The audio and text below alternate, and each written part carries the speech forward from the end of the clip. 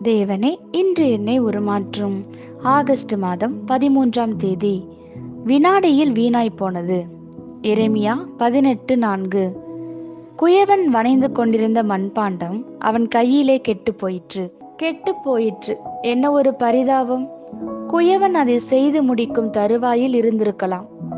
குயவன் கொண்டிருந்த ஒவ்வொரு கனவும் சிதைந்தது. பல ஆண்டுகளாக குயவன் கவனமாக போட்ட திட்டமெல்லாம் முடிவுக்கு வந்தது. குயவன் மேற்கொண்ட எல்லா சாமர்த்தியமான முயற்சிகளும் வீணாய் போனது. தன் சொந்த கைகளாலே காரியங்களை உருவாக்கும் எந்த ஒரு படைப்பாளியும் அது சிதைந்து போவதால் உண்டாகும் வேதனையை உணருவான். மிக பெரிய படைப்பாளியான ஐசக் நியூட்டன் அவர்கள் தன்னுடைய ஆராய்ச்சியின் அறிக்கைகள் எல்லாம் தன்னுடைய செல்ல நாயால் தீக்கிரையாகி சாம்பலான போது அவர் கொண்டிருந்திருக்கும் உணர்வை போன்றது இது. அந்த பாத்திரம் கெட்டு போன பொழுது அது இனி ஒருபோதும் பாத்திரம் அல்ல, களிமண்ணே. அதன் எல்லா மதிப்பும் ஒன்றும் இல்லாமற் போயிற்று. முன்னர் அது இருந்ததை போன்றே ஒரு பயனற்ற காரியமாய் அது மாறியது. தன்னுடைய வாழ்வில் தேவ சித்தத்தை இழந்த மனிதனை பார்ப்பது எவ்வளவு பெரிய வேதனை! ஏன்?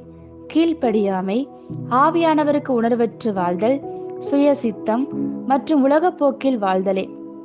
இதுதான் ஏசா, சவுல் மற்றும் யூதாஸின் வாழ்வில் நடைபெற்றது. நம் வாழ்வில் சில காரியங்களில் நாம் இன்னும் மனம் திரும்பி சீர்படாமல் இருக்கலாம். அதனால் நம் வாழ்வு மிகவும் பாதிக்கப்படாமலும் இருக்கலாம்.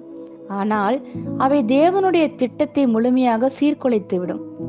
நீங்கள் உங்கள் முழு இருதயத்தையும் ஊற்றி உருவாக்குகிற ஒரு காரியம் உங்களுடைய சொந்த கைகளிலேயே ஒன்றுமில்லாமல் போவது ஜீரணிக்கப்பட முடியாத ஒன்று. சிருஷ்டிகளின் கரங்களில் நாம் வடிவமைக்கப்படத்தக்க வகையிலே எப்பொழுதும் இருக்க நாம் 2 மடங்கு கவனம் செலுத்துவோமாக. பாத்திரமாக இருந்து களிமண்ணாக மாறுவது எத்தனை பரிதாபம்! பாத்திரமாக இருப்பது அழகும் நோக்கமும் பெற்றிருப்பது, களிமண்ணாக இருப்பது பயனற்ற நோக்கமற்ற வாழ்க்கை. நம்மில் ஒருவருக்கும் இது நடைபெற வேண்டாமே. ஆமேன். இந்த வார்த்தைகளினால் நீங்கள் ஆசீர்வதிக்கப்பட்டீர்கள் என்று நாங்கள் நம்புகிறோம்.